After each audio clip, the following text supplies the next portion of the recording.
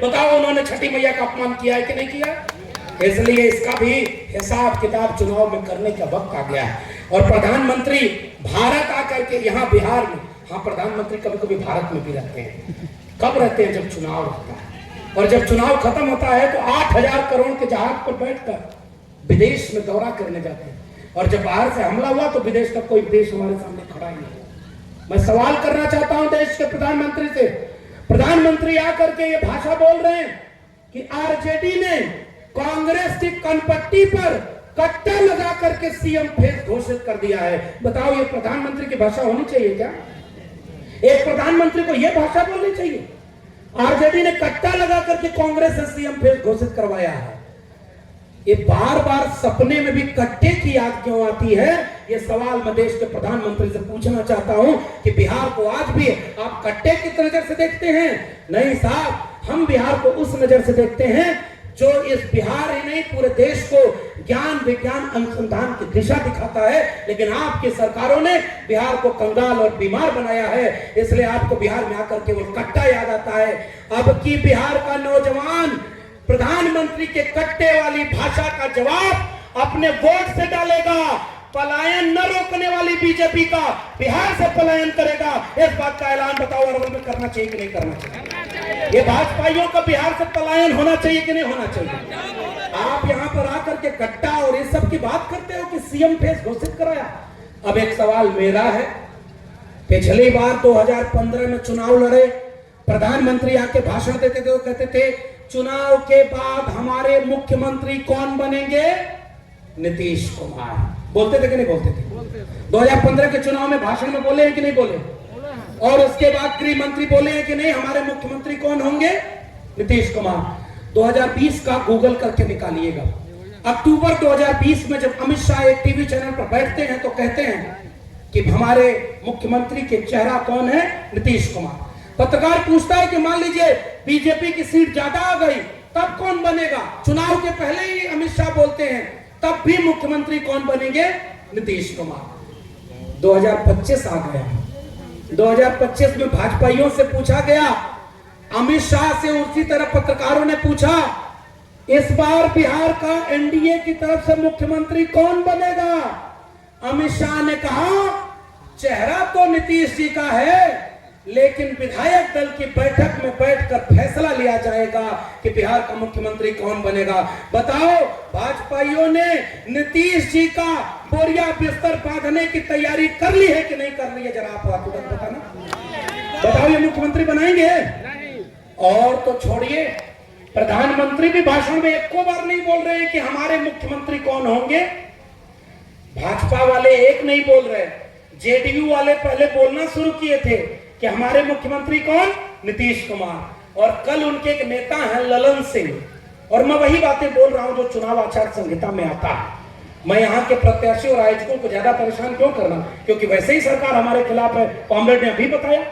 लेकिन जब मीडिया वालों ने ललन सिंह से पूछा कि मुख्यमंत्री कौन बनेगा तो ललन सिंह से भी नहीं बोला गया कि नीतीश जी बनेंगे। ललन सिंह भी बोल रहे हैं विधायक दल बैठेगा और फैसला करेगा कि मुख्यमंत्री कौन होगा। अरवल के बौद्धिक लोगों, महाराष्ट्र में इसी बीजेपी ने एकनाथ शिंदे के नाम पर चुनाव लड़ा और जब चुनाव जीत गई तो भाजपा का मुख्यमंत्री बना दिया। मैं जो आपसे पूछना चाहता हूं, बताओ अगर भाजपा की सीट ज्यादा आ गई तो क्या वो नीतीश कुमार को मुख्यमंत्री बनाएंगे क्या? अरे भाई जोर से बताना, नीतीश कुमार को बनाएंगे? तो जब नीतीश कुमार को मुख्यमंत्री नहीं बनाएंगे तो उनका वोटर भी तो समझ रहा होगा। नीतीश जी का वोटर क्या भाजपा को पसंद करता है क्या? मैं भी नीतीश जी को कुछ जगहों पर बहुत पसंद करता हूं और कुछ जगहों पर मैं सहमत नहीं होता हूं क्योंकि आप भाजपा के साथ चले गए। मैं कहता हूं नीतीश जी जब तक बिहार के मुख्यमंत्री थे, बिहार में उत्तर प्रदेश की तरह बुलडोजर नहीं चलता था और उस बुलडोजर को किसी ने रोका तो नीतीश जी ने रोका। उनकी कई गलतियों के बावजूद वो मुख्यमंत्री थे तो बिहार बचा था। अरवल के लोगों मेरी बात याद रखना, उत्तर प्रदेश में बीजेपी का मुख्यमंत्री है और केवल बुलडोजर हिंदू मुसलमान मंदिर मस्जिद के नाम पर लड़ाता है और पूरी तरह से उत्तर प्रदेश को जंगल राज में ढकेल चुका है। अगर बिहार में बीजेपी का मुख्यमंत्री बन गया तो बताओ बिहार बचेगा क्या बुलडोजर से? तो बिहार को बुलडोजर चाहिए क्या? बिहार को दंगा चाहिए क्या? बिहार को हिंदू मुसलमान के नाम पर लड़ाना चाहिए क्या? इसलिए फैसले की कड़ी है, आप लोग का एक एक वोट भटकना नहीं चाहिए। बताओ भटकेगा तो नहीं? इन लोगों को जवाब देना हमारी जिम्मेदारी है कि नहीं? और इसलिए हम भी एक बात आपसे ये कहने आए हैं, ये चुनाव किस चीज का है? अभी कॉमरेड ने हमारे बीच में बोला भी, चुनाव आयोग कहता है कि कोई भी भाषण में इधर उधर की बात नहीं करनी है। और गिरिराज सिंह क्या करके गए? गाली देना, इस देश के मुसलमानों को नमक हराम कहना, केवल इस बात के लिए कि जो जितना गाली देगा उसको उतना बड़ा पद दे देगी बीजेपी। यही तो करती है। तो बताइए, गाली देने वाले और अपमान करने वालों को अरवल से आपका जब एक एक वोट पड़े तो ये गिरिराज सिंह के अपने संसदीय क्षेत्र तक एक पैगाम दे कि यहां कोई नमक हराम नहीं है।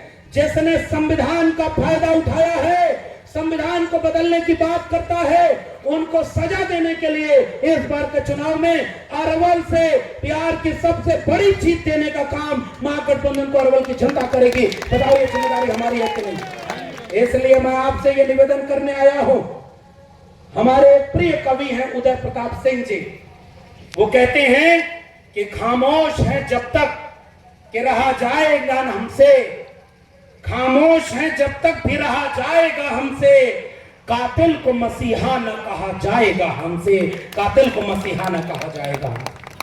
जिन लोगों ने सपनों की हत्या की, जिन लोगों ने झूठ बोला, जिन लोगों ने जात को जात से, धर्म को धर्म से लड़ाया, जो लोग आज भी लड़ाना चाहते हैं, क्या उनको बिहार स्वीकार करेगा क्या? इसलिए इन तमाम लोगों को जवाब देना हमारी जिम्मेदारी है और हम यहां पर वही जवाब देने के लिए आपके बीच में आए हैं।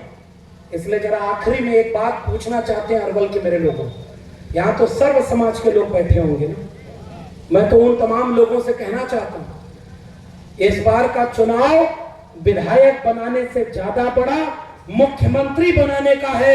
इसलिए कोई भी भटकाव, कोई भी चीज लाने की बजाय एक तरफ से महागठबंधन को जिताएंगे कि नहीं जिताएंगे? एक बात और कह दूं, हरियाणा में ऐसे ही चुनाव हो रहा था, भाजपा वालों को गांव में घुसने नहीं दिया जाता, जैसे यहां भी कई जगह ऐसा हो रहा है। पोस्टर फाड़ा गया, कॉमरेड मानंद जी ने बताया, और उसके बाद उससे कहा गया कि तुम अपनी गाड़ी और फोड़ लो, और फोड़ लो। मूवी में नहीं देखे हैं कि कोई आदमी जैसे सामने कोई आता था तो अपने से दीवार में सर मार के कह दिया इसे फलना हमको पीटा है। भाजपा वालों को चुनाव जीतने के लिए ये सब करना पड़ रहा है। क्यों करना पड़ रहा है जानते हैं? क्योंकि जनता उनके साथ नहीं है, तो धोखे से चुनाव जीतना चाहते हैं। तो एक बात बताइए कि अगर हरियाणा में गलती हुई थी कि नहीं? कुछ लोगों को मैं इशारे में कहूंगा, अरवल के लोगों, बौद्धिक लोगों, सब लोग को समझ जाना, और मैं जो पैगाम देना चाहता हूं आखिरी में उसको लेकर जाना। हरियाणा में कुछ लोगों को लगा हमारी जात का हमको विधायक भी चाहिए और हमारी जात का हमको मुख्यमंत्री भी चाहिए। न विधायक जिता पाए और न मुख्यमंत्री। जीता हुआ चुनाव बीजेपी हरा ले गई और आज वहां बीजेपी की सरकार है। बताओ ऐसी गलती यहां तो नहीं करोगे आप? ऐसी गलती यहां तो नहीं करने वाले। इसलिए जरा दिल बड़ा कर लेना, दिल बड़ा कर लेना। मैं हाथ जोड़ के निवेदन करने आया हूं, कोई अगर गलती हुई हो, विधायक जी देखो भाई, विपक्ष का विधायक कितने लोगों की मांग पूरी कर सकता है? मैं गंभीर बात कर रहा हूं। विपक्ष का विधायक उतना ही न कर पाएगा जितना करने में सक्षम होगा।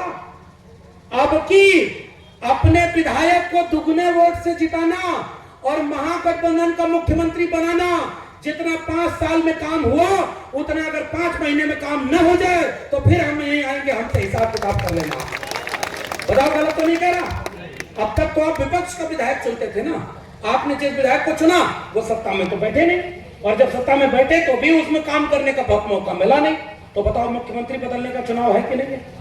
इसलिए कहीं कोई नाराजगी हो, कहीं भाजपा वाले आकर के भटका रहे हो, शिकारी आकर जाल फैला रहा हो, दाना डाल रहा हो, बताओ दाना वाला चिड़िया जो उस जाल में फंस जाएगी तो बताओ वो कभी आजाद रह पाएगी? ये भाजपा वाले बहुत तरह के अपने आदमी आपके बीच छोड़ देंगे जो ऐसे ही पीडीए समाज के होंगे। पीडीए समाज जब कह रहा हूं तो समझ जाना, जो भाजपा का वोटर नहीं है उसके बीच में एक आदमी को खरीद लेंगे, उस आदमी से दुष्प्रचार करवाएंगे, झूठ बोलवाएंगे, कानाफूसी करवाएंगे और उसके बाद आकर के वहां माफी मंगवा लेंगे। कि अब की मौका दे दीजिए, इनको हराया जाए, उनको जिताया जाए, काम होगा। ऐसे किसी साजिश को कामयाब होने देंगे क्या? ऐसे साजिश से नुकसान किसका है? किसी जात के लोगों को अगर ये लगता हो कि हमारी जाति की संख्या ज्यादा है तो हमारे घर पर बुलडोजर नहीं आएगा या हमारा नुकसान नहीं होगा, बताओ उसका ये समझदारी है कि मूर्खता है? जलते घर को देखने वालों, फूस का छप्पर आपका है, आग के पीछे तेज हवा है, आगे मुकद्दर आपका है। उनके कत्ल पे मैं भी चुप था, मेरा नंबर अब आया, मेरे कत्ल पे आप भी चुप हो, अगला नंबर आपका है। इसलिए किसी भी धोखे और साजिश में मत आना। एक भी वोट अगर महागठबंधन का बट गया, किसी झूठ के नाम पर बट गया, किसी मुंह फुल्ली के फुल्ला में बट गया, तो नुकसान सबका होगा, ये बात याद रखना। इसलिए कोई भाजपा वाला साजिश करे, कैंडिडेट के खिलाफ साजिश करे, किसी जात के नाम पर साजिश करे, तो बताओ अरवल में चलेगा क्या? अरे भाई जोर से बोलना, ये भाजपाइयों की साजिश चलेगी? और भाजपा वालों के कहने पर बटोगे क्या? एकजुट रहेंगे ना? कोई वोट बटने तो नहीं देंगे। इसलिए मैं आप सामने आके कह रहा हूं, महागठबंधन का घोषणा पत्र गांव गांव पहुंचाना। ये भाजपाइयों से जरा पूछना, हमारा तो दूल्हा तैयार है बारात का, महागठबंधन का दूल्हे का नाम क्या है? अरे भाई जोर से बोलना, दूल्हे का नाम क्या है? तो क्या नाम है? तो नौकरी कौन देगा? जोर से बोली, नौकरी कौन देगा? तो पढ़ाई कौन कराएगा? तो दवाई कौन दिलाएगा? कमाई जेब को कौन दिलाएगा? और सिंचाई खेत को कौन दिलाएगा?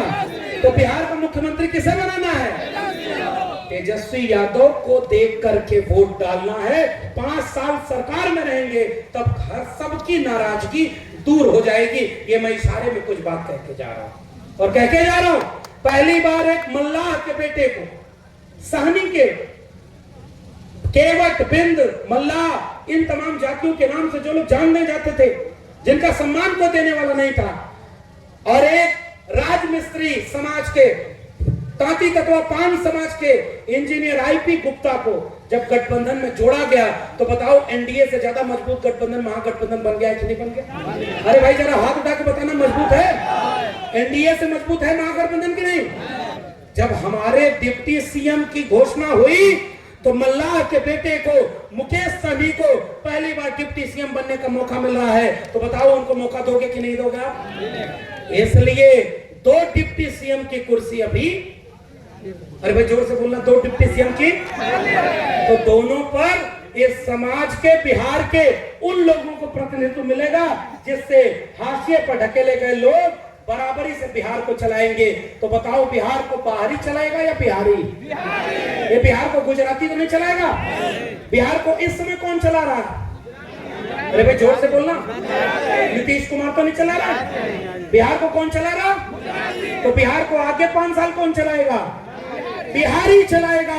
इसलिए अपने बेटे को वोट दे करके वहां पर मुख्यमंत्री बनाना हमारी जिम्मेदारी है। इसलिए जिम्मेदारी है, कुम्हार, लोहार, बढ़ई, नाई, मोची, निषाद, इन तमाम जातियों को इस घोषणा पत्र में लिखा है कि 5 लाख रुपया देंगे ताकि कुम्हार, लोहार, बढ़ई, नाई, मोची, निषाद, मल्ला, इन जातियों को मेहनत करने का मौका मिले। कॉमरेड महानंद ने सवाल पूछा, 10,000 रुपया से कौन सा बिजनेस खड़ा होगा? और महागठबंधन ने कहा 5 लाख रुपया देंगे। तो बताओ अति पिछड़े समाज का बिजनेस 5 लाख में खड़ा हो जाएगा कि नहीं होगा? गांव गांव ये पहुंचाना हमारी जिम्मेदारी है कि नहीं? अति पिछड़ा एट्रोसिटी प्रिवेंशन एक्ट, ये भाजपाइया सब झूठ फैलाता है। झूठ फैलाता है कि अति पिछड़ा को परेशान करेंगे लोग, अति पिछड़ा के ऊपर अन्याय करेंगे। महागठबंधन ने ऐलान किया है, महागठबंधन की सरकार बनती है तो जैसे एससी एसटी को एट्रोसिटी प्रिवेंशन एक्ट बना करके उनको सम्मान दिलाने का काम किया गया है, वैसे ही अति पिछड़ों को अति पिछड़ा संरक्षण अधिनियम बना करके एक भी लाठी किसी अति पिछड़े पर पड़ी तो महागठबंधन का सिपाही उनके लिए अधिनियम बनाएगा और कानून उनकी हिफाजत करेगा। तो बताओ महागठबंधन को मौका मिलना चाहिए कि नहीं? अति पिछड़ा समाज का एक एक वोट बटना होगा क्या? और कुछ लोग भाजपा वाले अपनी ए टीम तो लेकर आए ही हैं, अपनी बी टीम, सी टीम, डी टीम भी लेकर घूम रहे हैं। और हमारे मुख्यमंत्री, पूर्व मुख्यमंत्री अखिलेश यादव ने कहा कि बिहार में एक पी टीम भी चल रही है, पी टीम। अरवल के लोगों जरा बताना ये पी टीम कौन सी? समझ गए ना? पी फॉर पीला, समझ गए? इतना पैसा, इतना सब कुछ, किसी भी धोखे में तो नहीं आ जाओगे, किसी भी ए टीम, बी टीम, सी टीम के धोखे में तो नहीं आ जाओगे। और ऐसा दूल्हा नीतीश जी को बीजेपी ने बनाया, बारात में लेकर आगे आगे चला रहे, लेकिन उनके गले में माला डालेंगे क्या? अरे भाई जोर से बोलिए, माला डालेंगे? तो जब माला नहीं डालेंगे तो भाजपा को वोट देकर के भाजपा को बिहार सौंपेंगे क्या? इसलिए मैं आपसे जाते आते एक बात निवेदन करके जा रहा हूं, महागठबंधन की सरकार बनेगी तो पढ़ाई, कमाई, दवाई, सिंचाई का मुद्दा आपका मुद्दा बनेगा। महागठबंधन की सरकार बनेगी और आपका विधायक जब वहां पर पटना में बैठेगा तो आपके विधायक के गठबंधन की सरकार होगी, तो बताओ अरवल का ज्यादा विकास कराने की क्षमता इनके में आ जाएगी कि नहीं आ जाएगी? सबकी नाराजगी दूर हो जाएगी कि नहीं हो जाएगी? तो इस बार दिल बड़ा करोगे कि नहीं करोगे? और विधायक से ज्यादा मुख्यमंत्री बनाने के लिए इस बार वोट डालेंगे कि नहीं डालेंगे? इसलिए आज जितनी कोर कसर रह जाए, आप सबकी जिम्मेदारी है, उसको गांव गांव जाकर हाथ जोड़कर उसको पूरा करेंगे कि नहीं करेंगे? हम सबका चुनाव। और याद रखना, संविधान बचाने का चुनाव है, लोकतंत्र बचाने का चुनाव है। वोट चोरों से सावधान रहना। उन वोट चोरों की एक आखिरी बात कहते जा रहा हूं, जब वोट डालने जाना तो यहां अरवल का चुनाव चिन्ह क्या दिखेगा? अरे भाई धीरे आवाज आई। अरवल का चुनाव चिन्ह क्या है? अरवल का चुनाव चिन्ह, महागठबंधन का चुनाव चिन्ह झंडे पर तो 3 तारा के 3 नंबर की बटन, इतना दबाना कि महागठबंधन बिहार में 1 नंबर का बन जाए, और 1 नंबर का बनने के बाद आपकी सरकार आ जाए। वोट चोरों से बच के रहना। आखिरी बात, वोट डालने जब जाओ तो पुलिस प्रशासन बाहर से बुलाया जा रहा है, आप सब जान रहे हो कि नहीं जान रहे? बाहर से अधिकारी बुलाया जा रहा है, गुजराती अधिकारी, अखबार में छपा था, गुजरात से अधिकारी भेजा जा रहा है। कहीं मशीन का घोटाला, कहीं वोट चोरी, और कहीं पुलिस लगा करके रोका जाएगा। तो बताओ वोट डालने से डर तो नहीं जाओगे आप? अरे भाई इनके पुलिस से डर जाओगे क्या? अरे इनकी साजिश से कहीं बिखर तो नहीं जाओगे आप? तो वोट डालोगे ना आप, और वोट डलवाना भी हमें है। और जब तक एक एक वोट की गिनती ना हो जाए, फॉर्म 17C लेकर जाना, ताकि मिलान हो जाए गिनती के दिन। और 11 नवंबर को अरवल में 3 तारा पर इतना बटन दबे कि भाजपा की एनडीए का बिहार से पलायन हो जाए, और 14 नवंबर को बिहार का बेटा तेजस्वी यादव वहां पर मुख्यमंत्री बन जाए। बताओ हाथ उठाकर बनाओगे कि नहीं? अब हाथ उठाकर बनाओगे, बनाओ नहीं? इसलिए महानंद जी को, कॉमरेड को, किसी भी चीज की कोर कसर रह गई हो, आपसे हाथ जोड़ करके मैं माफी मांगता हूं कि बड़ा दिल दिखाना और बड़ा देश देखना कि बिहार में जिस दिन मुख्यमंत्री आपका होगा, उस दिन कोई छोटी मोटी कोई कसर नहीं रह जाएगी। बताओ एकजुट हो जाओगे कि नहीं जाओगे? इसलिए मैं निवेदन करके अभी आगे कार्यक्रम में जाना है। आपके यहाँ तो हम कुछ मांगने भी नहीं आए, हम तो न यहाँ से चुनाव लड़ने आए, न वहां पे वोटर, लेकिन हमारा और आपका विचारों का रिश्ता है। हम भी समाजवादी, आप भी समाजवादी, हम भी संविधानवादी, आप भी संविधानवादी, हम भी देश को सामाजिक न्याय से चलाना चाहते, आप भी चलाना चाहते। तो बताओ मुझे निराश तो नहीं करोगे आप? अरे भाई जोर से बताना, बिहार वालों हमारी हिम्मत तो बढ़ाओगे?